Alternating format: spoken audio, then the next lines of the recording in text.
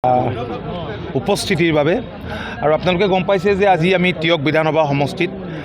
এখন সংকল্প সমাৱেশ অনুষ্ঠিত কৰিছিলোঁ আৰু ৰাইজৰ উপস্থিতিয়ে আমাক উৎসাহিত কৰিছে আৰু এনেধৰণৰ সাংগঠনিক সভা ৰাজ্যখনৰ বিভিন্ন প্ৰান্তত আজি কিছুদিন ধৰি আমি অনুষ্ঠিত কৰিয়ে আছোঁ আৰু আপোনালোকে জানেই যে টিয়ক বিধানসভা সমষ্টিটো দীৰ্ঘদিন ধৰি অসম গণ পৰিষদ দলৰ দখলত আছিল মাজতে কিছুদিন কংগ্ৰেছৰ হাতলৈ গৈছিল যদিও 2016ৰ পৰা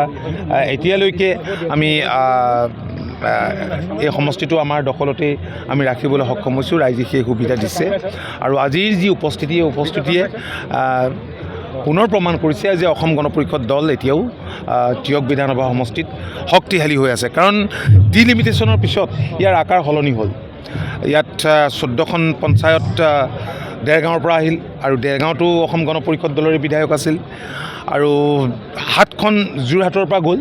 আৰু পূৰ্বৰ টিয়ক বিধানসভা সমষ্টিৰ 5খন পঞ্চায়ত আৰু টিয়ক পৌৰসভা টিয়কৰ লগতে থাকি গ'ল তো এই বৃহৎ এলেকাটোত দলৰ কৰ্মকৰ্তাসকলে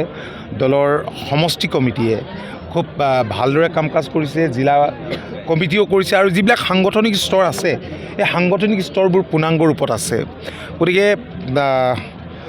সেইবাবে আজি এনে এখন সভা ইয়াত স্বতঃস্ফূৰ্তভাৱে সম্ভৱ হৈ উঠিছে মই দলৰ প্ৰতিজন কৰ্মকৰ্তাক আহি থকা নিৰ্বাচনৰ প্ৰতি লক্ষ্য ৰাখি আৰু সক্ৰিয় হৈ আৰু নতুন সংকল্পৰে আমাৰ মূল সংকল্পই হৈছে মই আজিও দোহাৰিছোঁ যে মূল সংকল্প হৈছে অসম গণ পৰিষদ দলক গতিশীল কৰা আৰু শক্তিশালী কৰা আৰু মনে প্ৰাণে আমি বিশ্বাস কৰোঁ যে অসমৰ মাটিত অসম গণ পৰিষদ দলক শক্তিশালী কৰা মানে অসমত আঞ্চলিকতাবাদক হাৰ পানী দিয়া আৰু আঞ্চলিকতাবাদ শক্তিশালী হোৱা মানে অসম সুৰক্ষিত হোৱা আৰু দ্বিতীয় কথা হৈছে যে ৰাজ্যখনৰ যিবিলাক জাতীয় সমস্যা এই সমস্যাবিলাক সমাধানৰ সংকল্প আমাক দৃঢ় সংকল্প আমাৰ প্ৰতিজন কৰ্মকৰ্তাৰ লাগিবই গতিকে সেই সংকল্প আমি গ্ৰহণ কৰিছোঁ ইয়াৰ উপৰিও মূল কথাটো হৈছে যে সন্মুখত নিৰ্বাচন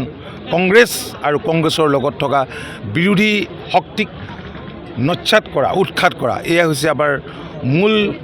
লক্ষ্য দলৰ প্ৰতিজন কৰ্মকৰ্তা হোৱা উচিত আৰু দলৰ প্ৰতিজন কৰ্মকৰ্তাক আহি থকা দিনকেইটাত অধিক সক্ৰিয় হৈ জনসংযোগ বৃদ্ধি কৰিবলৈ আজিৰ দিনটোত আমি আহ্বান জনাইছোঁ।